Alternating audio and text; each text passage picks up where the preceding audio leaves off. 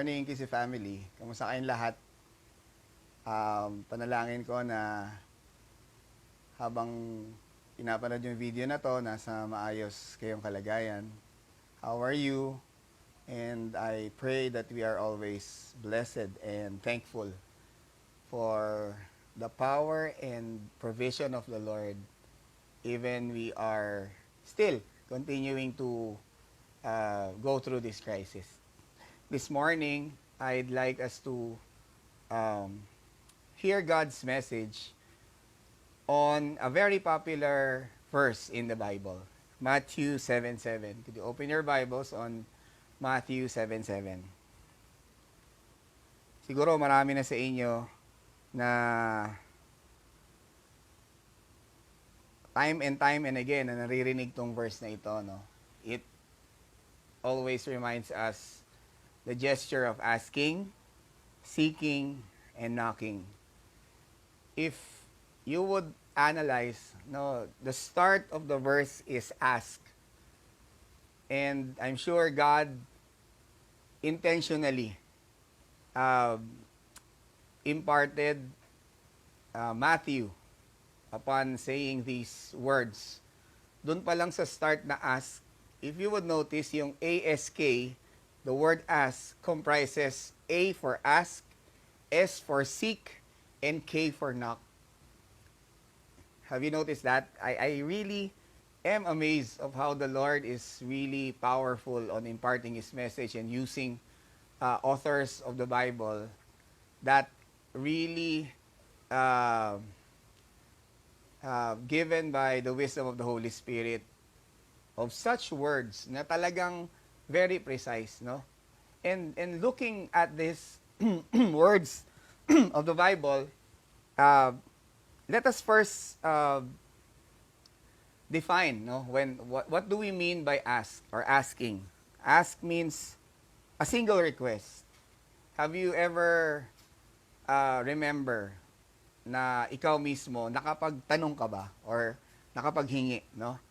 Asking is directly asking or directly telling someone or asking or humihingi ka, no? Or it means a single request, no? Seek, it refers to something more persistent. No, ibang level yung asking. Yung asking kasi pwedeng humingi ka lang on a single request. Pero etong word na seek naman, it refers to something more persistent. Ibig sabihin, hindi ka lang nagtatanong or humihiling, no? Asking. You are now moving. There is an effort comprising this word or this action word that tells someone whenever he is seeking, it refers to persistent moving of looking for something. And knock, no? And knock implies deep persistence, no? Yung level, if you would analyze from asking, that is active, no? Tapos present, tapos active, tapos imperative, no? Yung imperative na state na yon. So what do I mean? No, asking, seeking, and knocking. This points out na ang pinag-uusapan dito ikaw, tayo. That we most of the time categorize something that we desire of simply starting with asking. Pag hindi nangyari, no? Pag ikaw may hinihiling or humingi ka ng isang bagay, eto na, hinahanap ka na, gumagawa ka na ng paraan. You are now seeking or finding ways, no? On the higher or the next level of it is the persistent part of knocking na. So, gusto kong ma-establish muna of how we would ask the Lord for His message this morning na maintindihan muna natin yung heart of Jesus. So, have you ever asked, ano ba talaga yung heart ng ating Panginoong Jesus, no? I'd like to stress a point. Number one, God hears His children. And I know you believe that also. God hears His children when they pray. Have you ever, when was the last time you prayed? Kanina, kagabi? Kanina pagising mo or kagabi bago ka matulog, no? Bakit ka nagpe-pray? You know God listens. And you know God hears your prayer. And the next thing is, not just God hears our prayer, He listens. He listens and He pays attention to His people. Notice, no, pag talagang mahalaga yung isang tao o mahalaga yung humihiling sa'yo, no, hindi ka lang makikinig eh. Ano mangyayari? Pakikinggan ka. Hindi mo lang siya maririnig, pakikinggan mo siya ng mas detalyado. And that is the heart of Jesus. He hears our prayers and He even listens. And the remarkable truth about it, hindi lang siya nakikinig, hindi lang niya naiintindihan ang lahat ng mga panalangin natin. Ito maganda, and I'm sure you want this and cherish this fact or idea. He answers. Amen ba? He answers. He not just hears your prayer, He not just listens to your prayer, He even answers for the better. Ang ganda nung nung katotohanan na 'yon, no, na ang Panginoon sumasagot. But you know what? He has His will. Kapag sumasagot ang ating Panginoon, ang maganda diyan, nakabase 'yan sa disenyo niya sa buhay mo at sa buhay ko. Kaya going back to our verse, no?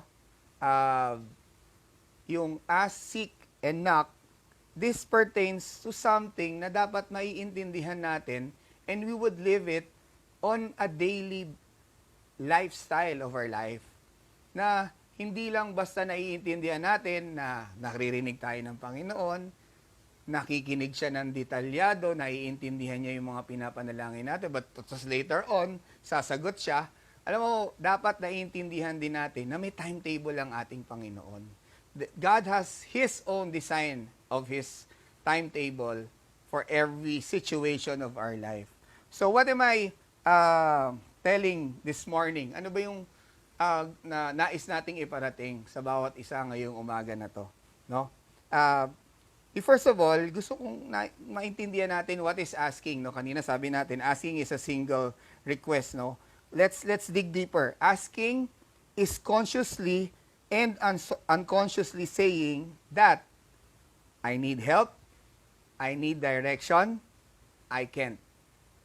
Ulitin ko asking o paghiling, no, may hinihiling ka, ito raw ay isang bagay na nagsasabi na minsan conscious tayo, no? Alam natin na may hinihiling tayo. Minsan naman, ano naman yung pagkakataon na humihiling tayo pero hindi natin namamalaya na humihiling na pala tayo, no? May mga pagkakataon na magdadala sa atin na unintentionally sasabihin natin, sana mangyari tong gusto ko, sana gumaling na siya. Ay naku, Diyos ko po, sana matapos na to, no? May mga pagkakataon na babanggit lang natin. At marami namang pagkakataon we intentionally or utter prayers that we ask. So what am I asking? What am I telling right now, no? Kapag ginamit natin or ginawa natin yung paghiling o paghingi, no? We ask. Isa lang ang gustong sabihin nito, hindi natin kaya. Hindi mo kaya, hindi ko rin kaya. That's why we ask. O, ibig sabihin, we approach someone that we believe that could help us. No, I need help, I need direction, and that signifies I can't. Kaya nga kailangan mo ng tulong ng iba. So that's asking, no? Matthew 21:22. Ito magandang verse na pwede nating maging reference. Matthew 21:22. And all things whatsoever you shall ask in prayer, believing you shall receive. That verse or this verse is clearly telling us that asking or praying, asking through prayer, hindi pwedeng hanggang dun lang. You have to believe. Marami kasing pagkakataon sa buhay natin, para lang tayo nagwi-wish, you know? Parang hinagis lang natin yung coin, tapos wish na lang tayo. No, you know, we need to believe. Maraming pagkakataon, nagiging lifestyle na lang sana natin yung whatever will be, will be. Eh, bahala na kung ano mangyayari dyan, no? But if you know, if you have that faith, yung pananampalataya na sasabihin mo pa, Diyos ko po, ito ang panalangin ko. And you know you are praying to a living God, there is an element of faith and you would always believe. Ito maganda, no? Sabi ng verse na binasa ko kanina, believing you shall receive. Anong prerequisite nung nung paniniwala at pananalig? Kailangan, meron ka munang gagawin. You have to ask. At maganda rito, no? Ang sinasabi rin ng John 15:7. This is another popular verse. John 15:7, if you abide in me, and my words abide in you, you shall, ask what you will, and it shall be done unto you. Ang magandang portion dito na maganda nating mas maintindihan, ang sabi niya, you shall ask what you will. Ano ba yung mga bagay na lagi nating hinihiling? No? Hinihiling at hinihingi sa ating buhay. At ang dulo nun, sabi doon, it shall be done unto you. Walang iba. Ibig sabihin, kung anong hiniling mo, hindi yan mangyayari, gagawin ng ibang tao. Ang gagawa niyan, ikaw rin mismo. Ikaw rin ang mag-i-initiate. I remember this phrase that we've learned from our mentors. Dapat daw, pag nananalangin tayo, maniwala tayo na may sagot. Pero alam nyo ba, na mayroong God's intervention at mayroong human participation. And ang gagamitin ng Panginoon sa pagtupad ng panalangin na hinihiling mo, ikaw din. Or sometimes, He may use other people, but rarely, mas maraming pagkakataon, He would train you to be the answer to your prayer. If you wish na makapasa ka sa pag-aaral, if you wish na makahanap ka ng isang magandang trabaho, wala namang gagawa nun kundi ikaw din. Gagabayan ka lang ng ating Panginoon. Before that, you have to ask. Ang maganda dyan, hindi mo kayang pumasa kung ikaw lang mag-isa. Hindi mo kayang mag-excel sa trabaho kung ikaw lang mag-isa. You have to ask. And that's the beauty of it. Ang Panginoon natin, ang pangako niya, if you abide in me and my words abide in you, ito na maganda, you ask. Pero nauna, yung prerequisite. Ang sabi niya, abide in me and my words abide in you. That is the key. Merong mga instructions ang designer ng buhay para gumanda ang buhay mo.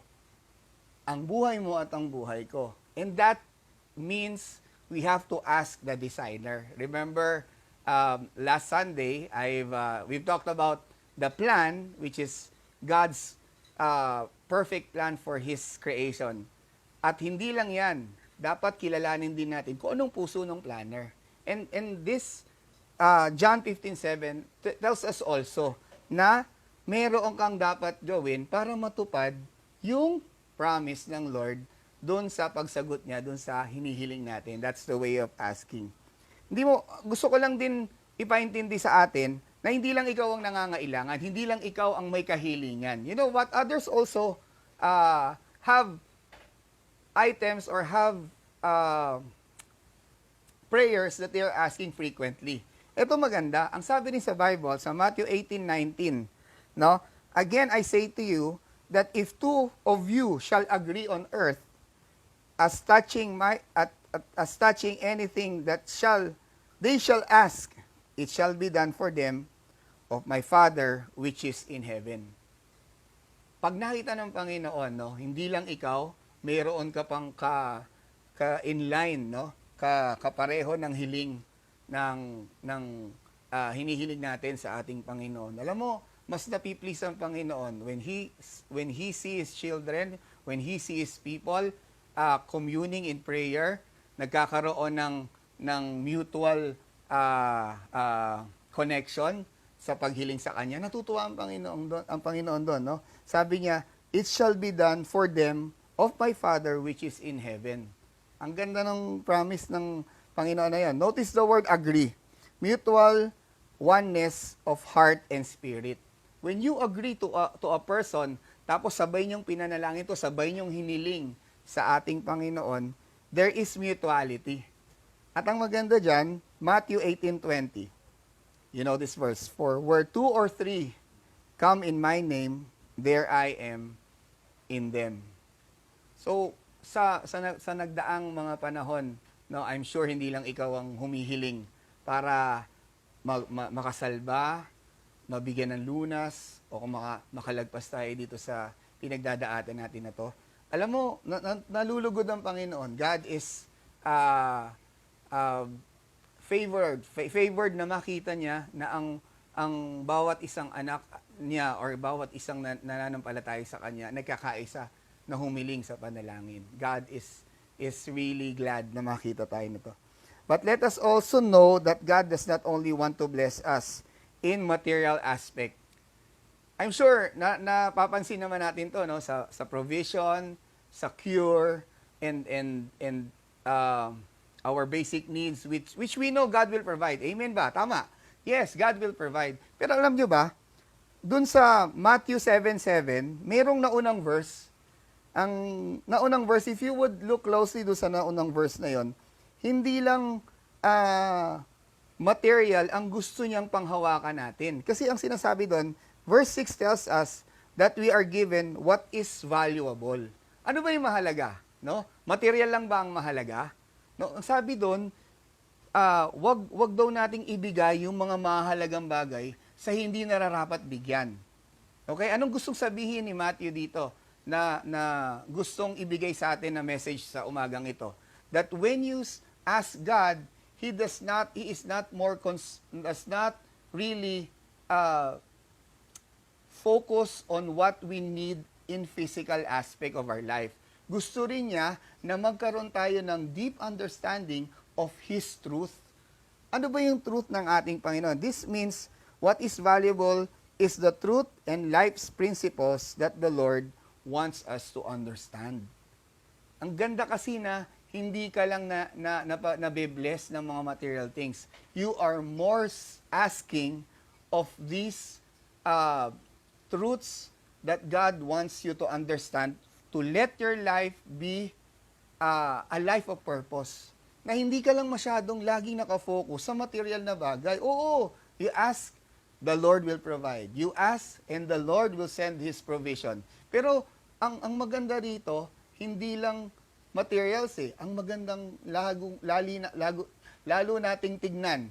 Alam mo, ito yung mga principles na makakatulong sa atin para tumatag ang buhay natin.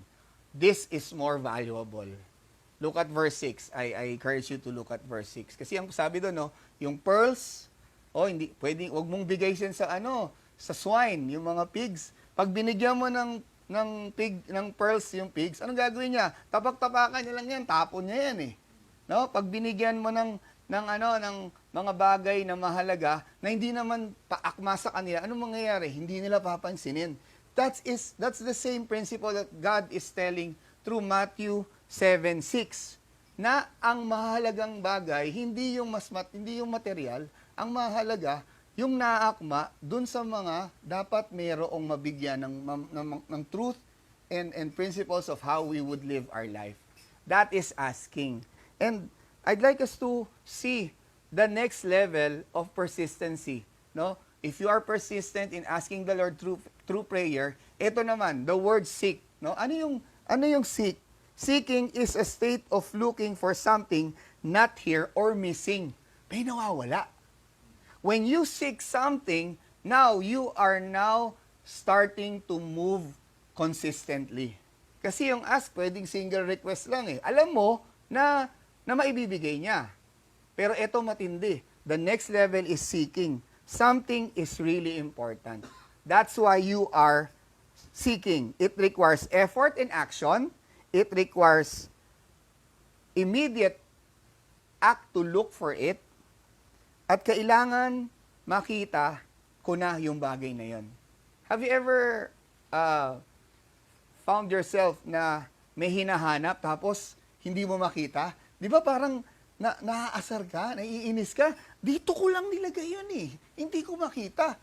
Bakit tuloy mong hinahanap? Kasi importante. It's the same principle of the word seek. This is another or a step higher on asking. It requires action. Ito ang tanong, ano ba talagang hinahanap mo?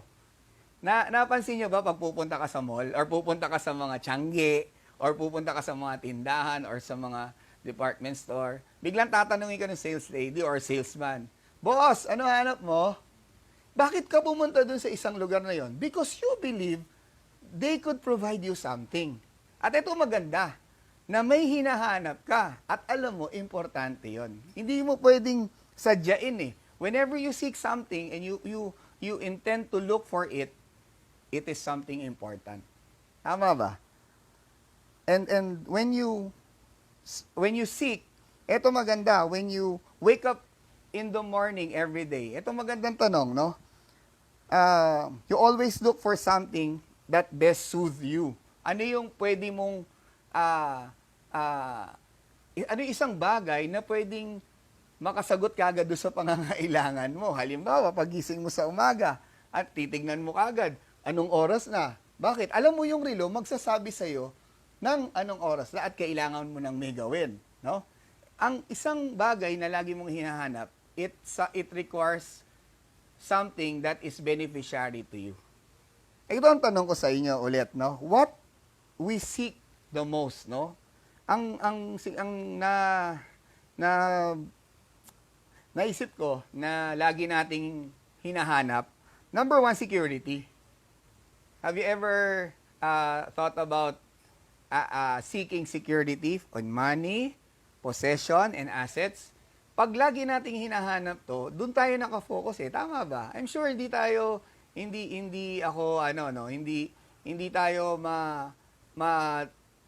ma-off track dito sa sinasabi natin ito. Bakit? Kasi this is the way of our living, no? Kaya nga maganda dyan, mas maintindihan natin that our work is something that would give us a living. And we do not live to work. Sana naiintindihan natin yun, no? Kaya lagi kong ini-encourage ang bawat isa sa mga tao na nakakasalamuha ko kahit sa trabaho, intindihin natin yun, ano? Ito kasi yung usual na hinahanap natin, no? Yung mga bagay na pwedeng magbigay ng seguridad sa atin. Anong gagawin natin? Di pagbubutihan natin sa trabaho. Tama naman yun. Hindi naman sinasabing huwag mo pagbutihan sa trabaho eh, para kalugdan ka ng Lord. Eh, sabi nga niya, be a good steward of what has been given to you eh. Pero what is the principle behind it? Ang maganda, you seek for what is really important. Alam mo, sa totoo lang, kaya namang ibigay ng Lord yan eh. Ang dami niyang pangako sa Bible na kapag magaling ka, you are faithful, kalulugdan ka ng master, may mga rewards. Pero ang maganda kasi dito, hindi mo pinofocus yung sarili mo on the temporary. Ayan, sabi mo sa katabi mo, wag yung temporary. No? We seek on what is eternal. Maganda rin, no? Ang magandang naibibigay pag alam mo yung hinahanap mo. Number one, peace of mind. Marami akong kakilala, I'm sure ikaw din marami kang kakilala, na ang dami-daming possession, ang dami-daming pera, prominent, ang daming narating sa buhay, kahit sa mga accolades nila, ang daming mga awards, pero later on, nakikita mo, number one ngayon sa nagtumatalon sa building, tapos nagpapakamatay, nade-depress. You know what? Ang hinahanap kasi nila more on the physical, not the spiritual, not the eternal. So, ang maganda nating makita na kapag sa Panginoon or when we seek God, He will give you not just material things. Ang binibigay niya, peace of mind. No? I'm sure you want peace of mind, no? Ang hinahanap nating seguridad, kapayapaan, biyaya at kaginawahan, ito nakalagay, John 16:33. I have told you these things so that in me you have peace. Ayan na, sinabi na ng Diyos sa atin sa Bible. In this world, you will have trouble. Hindi tayo exempted, kaya nga meron tayong pinagdadaanan ngayon eh. But take heart, I have overcome the world. Meron na kagad peace. Hebrews 11:6, and without faith, it is impossible to please God. Ito na, bakit ko sinasabi we aim to please God? Because anyone who comes to Him must believe that He exists. Naniniwala ka ba na may Diyos? I'm sure naniniwala ka ngayon, kagipitan na, no? And that He rewards those who earnestly seek Him. Ang ganda ng word na earnestly seek Him, ibig sabihin, continuous. the thing and the theme of seeking is hindi mo lang siya hanapin ng isang beses. Pag hindi mo makita, araw-araw mong gagawin. It would be a lifestyle for you. Now, ang maganda ron, pag nakita mo, hindi mo na pakakawalan. Gagawin mo ng part na ng buhay mo. Do I make a point right now? I hope so. Jeremiah 29:13. Okay? You will seek me and find me, and when you seek me with all your heart. Ang hinihiling pala, tinitingnan pala ng Panginoon sa atin, puso. Tama? Puso. No? Tinitingnan niya yung puso sa atin. Na kung nasaan ang puso mo, nandun din ang iyong kayamanan. To where your heart is, there is your treasure. Kaya maraming talagang pinapahalagahan ng puso. Sa Bible, maraming verses, maraming teachings, maraming passages na pinag-uusapan, puso talaga. You have to take heart. Paalagaan talaga natin ang puso natin because the heart is the spring of or the well or the spring of wisdom sa buhay natin. It is the spring of how we deal with other people, and it's the mirror of our soul, no? Yung puso mo magre-reflect kung sino ka talaga. Kaya dapat pangalagaan natin 'yan, no? So, ang mahalaga dito, when you seek the gesture of seeking is not just the material things, but on the eternal things or the spiritual things, no? And last but not the least, alam niyo po, dun sa ask, ask, tapos S, seek, yung knock, alam niyo sa totoo lang, when I asked the Holy Spirit to reveal His message concerning knock, ang knocking is a state of urgency. Kung kanina, single request lang yung ask, tapos yung seek, medyo gumagalaw ka na, meron ka ng action, you take action in a consistent manner. Ito, knock, meron ng state of desperation. Imagine someone who knocks at your door and tells his urgent request. Hindi, talagang ang isang taong desperate, gagawin na ang lahat. No? And as I ask the Lord, ano pa yung pwede nating matutunan dito sa word na knock? Ibig sabihin, we don't have to waste time when we knock, no? Urgent to. What is important for a person is when he knock at the proper door. Totoo ba, pag kumakatok, wala naman sigurong nag-iisip ng may matinong utak na kumakatok sa hindi pinto. Tama ba? When we talk about knocking, it pertains to doors. And one thing na ikinagagalak ko na ibahagi sa inyo, na the door of God's will is always open for everyone who wants that. Ang maganda rito, no, yung will ng ating Panginoon, hindi naman niya dinudukdok sa atin eh. Pero ang maganda, the door is always open. No, pwede namang pag nakita mo yung door na yon, alam mo, hindi mo na kailangan kumatok. Actually, si Lord nga ang kumakatok sa puso mo eh. But you are being invited, no, to come in to that door na nagsasabi, I have a perfect plan for you. Pero maraming pagkakataon sa buhay natin, we choose the other door. Yung door na sa tingin natin, wow, parang ang saya dun sa door na yan parang medyo may happenings Pero itong door na konti lang ang pumapasok, medyo maliit, no? Hindi masyadong pinapansin, hindi attractive, no? Pero ang gusto natin yung may mga maraming attraction. But the thing is, we know that the door of God's will is always for us. Kaya ang nais ko talaga na ma-realize natin o ma-discover natin sa umagang ito, that what the door of God's will is to serve our purpose for Him. Ano ba yung purpose natin? No? What is then the will of God? What is to serve our purpose for Him? To love Him and to love other people. Ito maganda no? Pag yung purpose mo, naintindihan mo, yung will ni Lord, mas lalakaran mo. And you would choose that door, kahit nakakaunti lang ang pumapasok doon. So how then we could love our God, or how could we love Him? Ito maganda, marami nagtatanong doon, paano ko ba mamahalin ng Diyos? No? Magpapakabait ba ako? Paano ba? Magiging ano ba ako? Magiging generous ba ako? Hindi. Alam mong sagot? para maging mahal mo ang Panginoon? Sundin mo lang siya. Be obedient of His will and His perfect design for you. Asking, seeking, knocking are all active words. Nakita natin kanina, no, as I detailed everything to you, na ang paghiling, may it be a single request. Now, pag nagkaroon ng next level of persistence, ito na maganda, you are now seeking. Pero pag urgent na, ito matindi. It would require knocking. This morning, I'd like us to understand the exceeding rich and precious promises made by Jesus about asking are not made to the multitudes, but to His disciples. Alam mo, magandang mas maintindihan natin, ang mensaheng ito, exclusive niyang binibigay sa lahat ng kanyang anak at tagasunod. Hindi ito para sa lahat.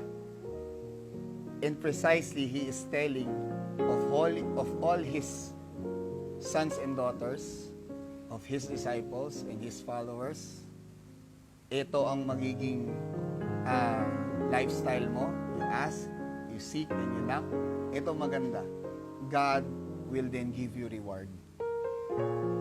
Ang maganda nating laging maging pagtutuon ng ating pansin na ang Panginoon natin ay hindi kuripot. Hindi siya, hindi siya KJ na Diyos eh. He is a rewarding God. And when He sees you, at pag nakita niya na you are worthy to be blessed, and everything would be added or given unto you when you put God first. Ang ganda ng word na yan, put God first. Ask Him at the start of the day by praying for direction. Kung gising pa lang natin sa umaga, you ask Him for the right direction. Seek His will by reading His love letter to you. Ano yung love letter ng Diyos sa atin? It's the Bible. Maganda doon, habang binabasa mo, be excited. Parang teleserye. Hindi mo hahayaang matapos yung isa pang araw nang hindi mo na susundan yung susunod na mangyayari, no? Sana yun din ang natin, yung excitement natin whenever we read God's word, no? And knock at the door as you are somewhat like urgent, where there is someone who needs to know Jesus. Yung knocking at the door, alam mo magandang urgency na maging lifestyle natin, yung kwento mo, nung paano ka nagkaroon ng relasyon sa ating Panginoon, kwento mo sa iba, that is urgent. The door is being open to other people as well. Naman may naintindihan tayo, no? Sa umagang ito, sa message ng Lord sa atin. Hindi lang material things ang gustong i-impart sa atin whenever we ask God, whenever we seek Him, and whenever we knock at the door. Hindi lang material things. God is telling us what is really important for us to understand that there are biblical truths that could be a great help for our way of living, our testimony, and at the same time, pwede mong ibahagi din sa ibang tao, sa pamilya mo, sa kaibigan mo, at sa bawat isang tao na nakakasalumuha mo araw-araw. No? Let's all be excited of how God would use you. Paano gagamitin ng Diyos yung kwento mo on how God has answered you through your intent of asking and through your seeking and through your knocking. I'd like us to pray right now na kung saan ang bawat isa sa atin na balikan. Ano ba yung mga bagay na lagi ko lang hinihiling? Self-centered ba ako? Lagi bang ang lagi kong hinihiling para sa sarili ko lang? O ano ba yung lagi kong hinahanap? Again, para lang ba yun para masatisfy ako? O ang sense of urgency ko na kapag kailangan ko na, wala akong ginagawa, kundi para lang din sa aliwalas ng buhay ko, no? Ang panawagan sa atin ng Panginoon ngayon is for us to share yung blessing na meron din tayo. And I'd like to pray for you this morning that God would reveal the way you ask, the way you seek, and the way you knock at the door. Can we pray? Lord, thank you very much for this opportunity that you've given us. Salamat po, Panginoon, sa iyong mga salita. Na kapag kami, Panginoon, ay humihiling, lagi kang nakikinig sa amin at lagi mong naiintindihan ang aming mga panalangin. Panginoon, maraming salamat po, dahil alam din namin na meron kang kasagutan sa aming mga kahilingan.